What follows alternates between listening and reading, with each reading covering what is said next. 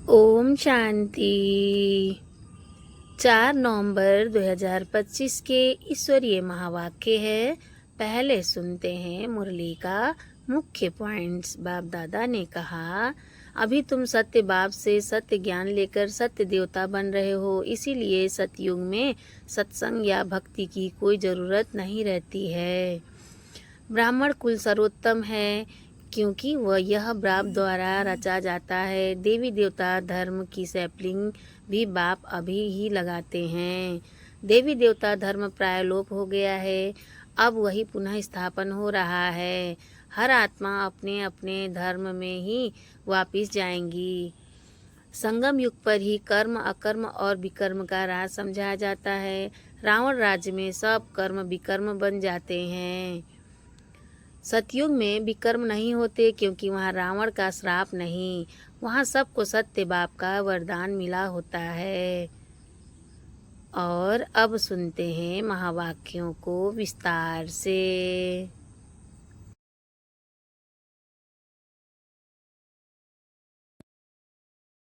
मुरली का सार। मीठे बच्चे, अभी तुम सत्य बाप द्वारा सत्य देवता बन रहे हो, इसीलिए सतयुग में सत्संग करने की जरूरत नहीं। प्रश्न है बाबा का, सतयुग में देवताओं से कोई भी विकर्म नहीं हो सकता है, क्यों?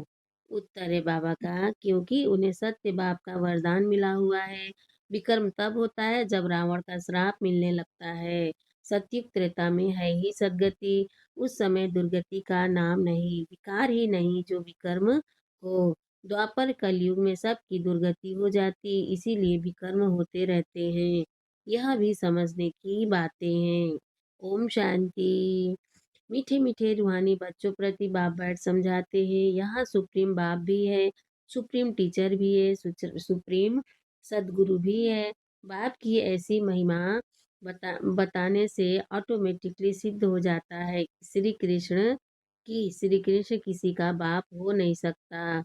वह तो छोटा बच्चा सतयुग का प्रिंस है, वह टीचर भी नहीं हो सकता। खुद ही बैठकर टीचर से पढ़ते हैं, खुद ही बैठकर टीचर से पढ़ते हैं। गुरु तो वहाँ होता नहीं क्योंकि वहाँ सब सदगति में है। आधा कल्प है सदगति, आधा कल्प है दुर्गति, तो वहाँ है सदगति। इसीलिए ज्ञान की वहाँ दरकार नहीं रहती।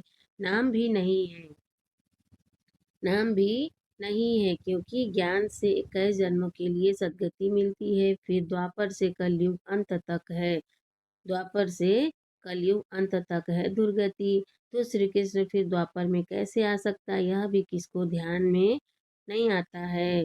एक एक बात में बहुत ही गुह्य राज भरा हुआ है जो समझाना बहुत जरूरी है। वह सुप्रीम बाप सुप्रीम टीचर है। अंग्रेजी में सुप्रीम ही कहा जाता है। अंग्रेजी अक्षर कुछ अच्छे होते हैं, जैसे ड्रामा अक्षर है। ड्रामा को नाटक नहीं कहेंगे, नाटक में तो अदली बदली होती है। यह सृष्टि का चक्र फिरता है ऐसा कहते भी हैं, परंतु कैसे फिरता है, हूबहू फिरता है या चेंज होता है, यह किसको भी पता नहीं है। कहते भी हैं बनी बनाई बन रही, जरूर कोई खेल है जो फिर से चक्र खाता रहता है। इस चक्र में मनुष्य को ही चक्र लगाना पड़ता है। अच्छा, इस चक्र की आयु क्या है, कैसे रिपीट होता है, इसको फिरने में कितना समय लगता है, या कोई नहीं जानते। इस्लामी बौद्ध आदि सब है, इस्लामी बौद्ध आदि यह सब हैं घराने जिनका ड्रामा में पार्ट है। तुम ब्राह्मणों की डिनास्टी नहीं है, यहाँ है ब्राह्मण कुल। सर्वोत्तम ब्राह्मण कुल कहा जाता है।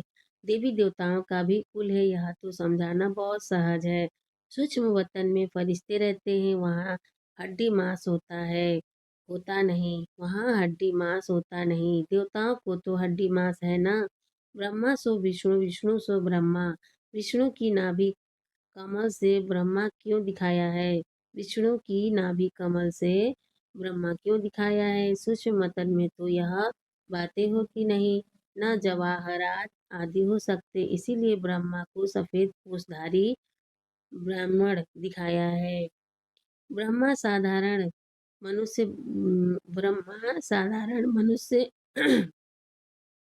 ब्रह्मा साधारण मनुष्य बहुत जन्मों के अंत में गरीब हुआ ना, इस समय है ही खादी के कपड़े, इस समय है ही खादी के कपड़े, वह बेचारे समझते नहीं सूक्ष्म शरीर क्या होता है। तुमको बाप समझाते हैं, वहाँ है ही फरिश्ते जिनको हड्डी मांस होता नहीं। सूक्ष्म वतन में तो यह श्रृंगार आदि होता नहीं, होना नहीं चाहिए।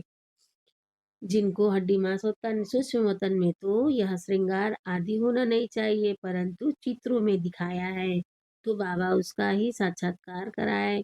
फिर अर्थ समझाते हैं, जैसे हनुमान का साक्षात्कार कराते हैं।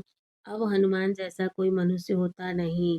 भक्ति मार्ग में अनेक प्रकार के चित्र बनाए हैं, जिनका विश्वास बैठ गया है उनको ऐसा कुछ बोलो तो बिगड़ पड़ते। जिनका विश्वास बैठ गया है उनको ऐसा कुछ बोलो तो बिगड़ पड़ते। देवियों आदि की कितनी पूजा करते हैं, फिर डुबो देते हैं। यह सब है भक्ति मार्ग। भक्ति मार्ग के दलदल में गले तक डूबे हुए हैं, तो फिर निकाल कैसे सकेंगे। निकालना ही मुश्किल हो जाता है। कोई कोई तो औरों को निकालने निमित्त वन खुद ही डूब जाते हैं।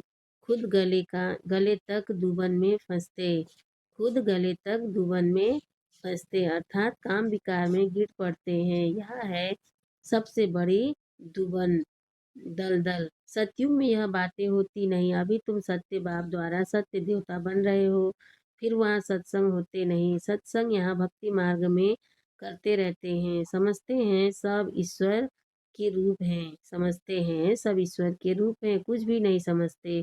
बाप बैठ समझाते हैं, कलयुग में है सब पाप आत्माएं, सतयुग में होते हैं पुण्य आत्माएं। रात दिन का फर्क है। तुम अभी संगम पर हो, कलयुग और सतयुग दोनों को जानते हो। मूल बात है इस पार से उस पार जाने की। क्षीर सागर और विषय सागर का गायन भी है, परंतु अर्थ कुछ नहीं समझते। अभी बाप बैठ कर्म अकर्म का राज समझाते हैं। कर्म तो मनुष्य करते ही हैं, कर्म तो मनुष्य करते ही हैं, फिर कोई कर्म अकर्म होते हैं, कोई विकर्म होते हैं, कोई कर्म अकर्म होते हैं, कोई विकर्म होते हैं।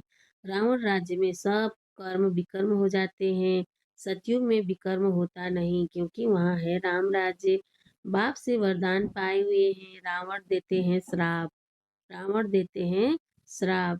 यह सुख और दुख का खेल है ना। दुख में सब बाप को याद करते हैं, दुख में सब बाप को याद करते हैं, सुख में कोई याद नहीं करते, वहाँ विकार होते नहीं। बच्चों को समझाया है सैपलिंग लगाते हैं।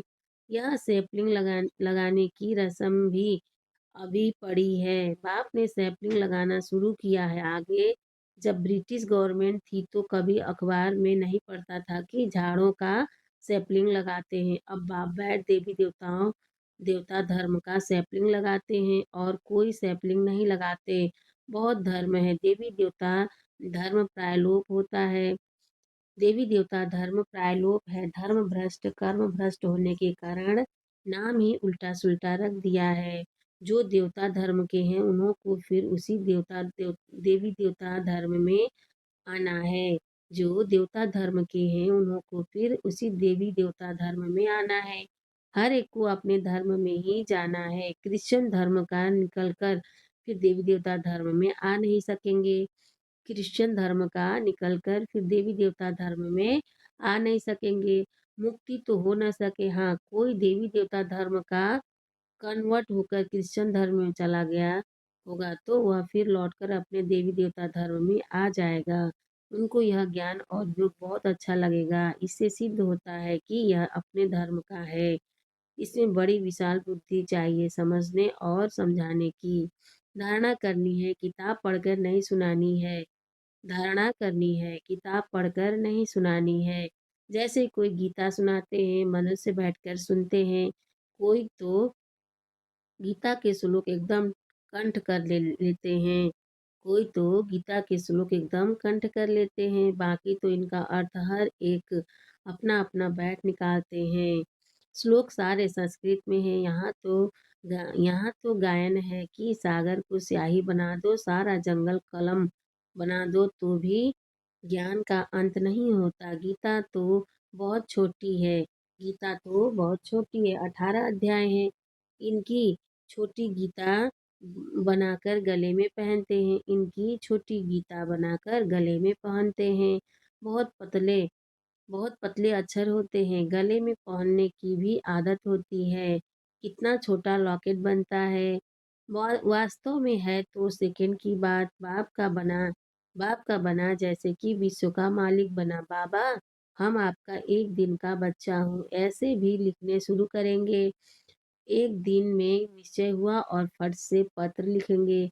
बच्चा बना तो विश्व का मालिक हुआ। यह भी कोई की बुद्धि में मुश्किल बैठता है। यह भी कोई की बुद्धि में मुश्किल बैठता है। तुम विश्व का मालिक बनते हो ना, वहाँ और कोई खंड नहीं रहता है।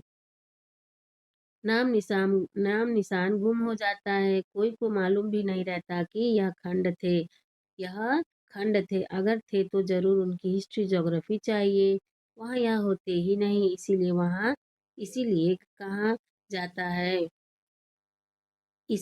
कहा जाता है तुम विश्व की मालिक बनने वाली हो। बाबा ने समझाया है, मैं तुम्हारा बाप भी हूँ, ज्ञान का सागर हूँ। यह तो बहुत ऊंच से ऊंच ज्ञान है जिससे हम विश्व के मालिक बनते हैं। हमारा बाप सुप्रीम है। सत्य बाप सत्य टीचर है। सत्य सुनाते हैं, बेहद की शिक्षा देते हैं। बेहद का गुरु है, सबकी सदगति करते हैं। एक की महिमा की तो वह महिमा फिर दूसरे की हो नहीं सकती। फिर वह आप समान बनाए फिर वह आप समान बनाए तब हो सकते। तो तुम भी पतित पावन ठहरे। सत नाम लिखते हैं। पतित पावनी गंगाएं यह माताएं हैं। शिव शक्ति कहो, शिववंशी कहो। शिववंशी ब्रह्मा कुमार कुमारियां।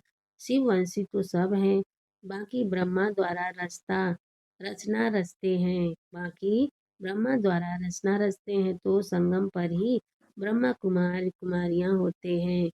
ब्रह्मा द्वारा एडॉप्ट करते हैं। पहले पहले होते हैं ब्रह्मा कुमार कुमारियां। कोई की कोई भी ऐतराज उठाते हैं तो उसको बोलो यह प्रजापिता है, इनमें प्रवेश करते हैं। बाप कहते हैं बहुत जन्मों के अंत में मैं प्रवेश करता हूँ। दिखाते हैं विष्णु की नाभि से ब्रह्मा निकला। अच्छा, विष्णु फिर किसकी नाभि से निकला? अच्छा, विष्णु फिर किसकी नाभि से निकला? उसमें एरो का निशान दे सकते हो कि दोनों ओतप्रोत हैं। दोनों ओतप्रोत हैं। ब्रह्मा सो विष्णु, विष्णु सो ब्रह्मा। यह उनसे वह उनसे पैदा हुआ है। यह उनसे वह उनसे पैदा हुआ है। इनको लगता है एक सेकेंड, उनको लगता है 5,000 वर्ष। इनको लगता है एक सेकेंड, उनको लगता है 5,000 वर्ष।